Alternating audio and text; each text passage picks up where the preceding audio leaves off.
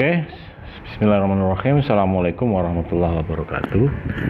Video kali ini sebagai tindak lanjut dari materi yang kemarin saya bahas tentang apa saja isi daripada soal struktur nomor 16 sampai 40. Yang seperti kita ketahui, nomor 16 sampai 40 terkenal dengan sistem error analisis, yaitu mencari jawaban yang salah.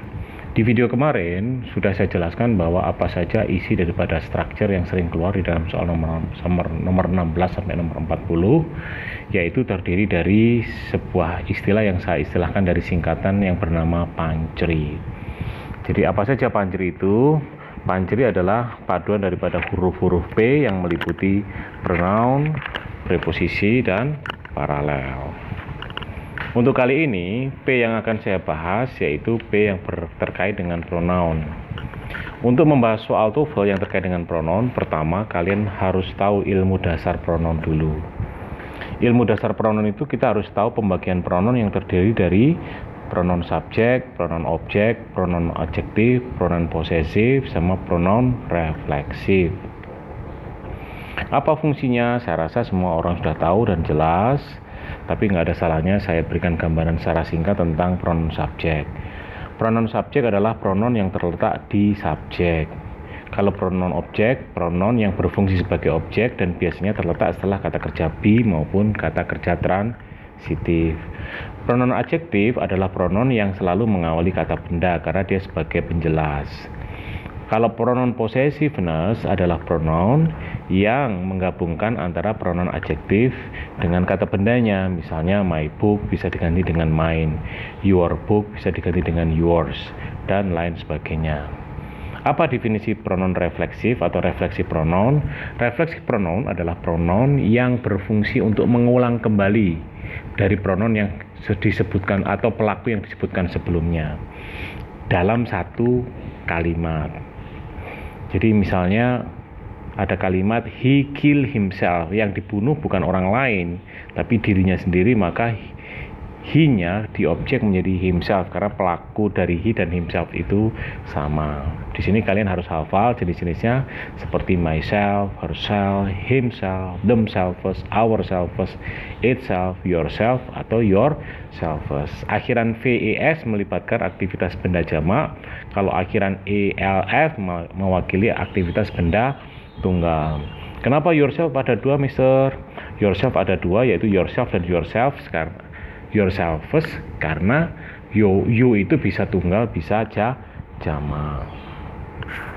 Soal-soal materi masalah-masalah apa saja yang terkait dengan pronoun di dalam soal TOEFL, di sini jumlahnya ada 10. Jumlahnya ada 10. 10 itu terdiri dari 1. Pronoun agreement of subject, 2. Pronoun agreement of object, 3. Pronoun agreement of adjective, 4. Pronoun agreement of possessiveness, 5. Pronoun agreement of reflexive, 6. Pronoun agreement of relative pronoun subject and relative pronoun object, 7. Pronoun agreement of relative pronoun subject redundancy, nomor 8. Pronoun agreement of relative pronoun subject plus verb, nomor 9 adalah pronoun agreement of tenses, 10 adalah pronoun agreement of wrong reducing. Ini yang harus kalian pahami, dan mari kita bahas telaah satu persatu tentang kasus-kasus dari materi pronoun yang terkait dari materi-materi yang saya sebutkan tadi. Nah, kasus yang pertama dari pronoun adalah pronoun agreement of subject. Misalnya di situ ada soal, there are 18 different kinds of penguin and themselves all live south of the equator. Di sini kenapa jawaban themselves itu salah? Karena themselves itu merupakan refleksif. Re itu adalah mengulang kembali. Sementara kalau themselves kalian letakkan pada posisi setelah n yaitu they, misalnya themselves di situ, dia mengawali bukan pada karakter re. Maka jawaban yang betul yang bersifat mengawali yaitu subjek, maka jawaban they itu lebih bisa dijadikan acuan untuk jawaban yang betul menggantikan themselves yang harusnya berada setelah kata kerja. Oke, Sekarang kita menginjak ke soal kedua tentang pronoun, yaitu pronoun agreement of object, baik itu singular maupun plural. Contoh soalnya, a special fall of skin on the bottom of his stomach come down on the egg to protect them. Nah, di situ dari kalimat awal sampai akhir terlihat sekali tidak ada unsur jamak, benda jamak. Mulai dari special force, mulai dari skin, bottom, apalagi di situ ada kata-kata his, ya. His stomach come down on the egg to protect them. Nah, them itu jamak, dia tidak mewakili siapa-siapa, ya. Nah, di sini jawaban yang D itu memang salah karena them itu tidak mewakili siapa-siapa. Nah, ini dinamakan pronoun agreement object. Them mau kembali kemana? Nggak ada. Sementara stomach di situ sifatnya tunggal.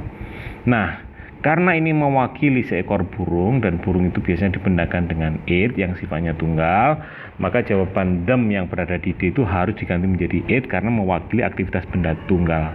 It-nya kembali kemana? Misalnya kembali ke the egg misalnya, ya, untuk melindunginya, ya, karena ini berbicara tentang spesies burung. Kemudian soal yang jenis ketiga yaitu pronoun agreement of adjective, ya. Di situ ada soal, at the age of 13 Angelina Wilson wrote its first poem. Bayangkan, Angelina Wilson kategori manusia yang proses kepemilikannya adalah adjektif, pronoun pasti berupa her. Sementara it itu mewakili posesif adjektif yang meliputi benda selain manusia. Jadi jawaban it di situ salah, maka harus kita kembalikan ke pemiliknya yaitu Angelina Wilson, seorang perempuan, maka harus berganti dengan her. Oke, sekarang kita menginjak ke soal nomor 4. Kasus nomor 4 itu apa? Pronoun agreement of possessiveness. Apa? Pronoun of possessiveness itu adalah pronoun yang sebenarnya menggabungkan daripada adjektif, posesif adjektif dengan kata benda. Contohnya, my book menjadi mine, your book menjadi yours, her book menjadi hers. Dan itu sebenarnya otomatis dia tidak perlu posesif adjektif lagi. Jadi misalnya kalau mine ya salah, karena di dalam mine sudah mengandung my. Misalnya di sini ada soal, my brother's study table was pink, myself was light blue.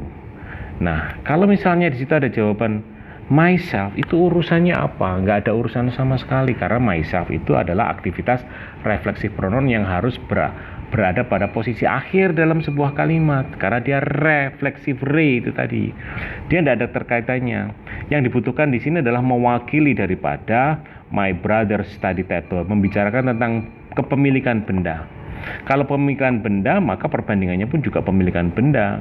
Maka jawaban yang betul dari myself di situ adalah mine. Mine itu singkatan dari my table, karena perbandingan sebelumnya adalah my table.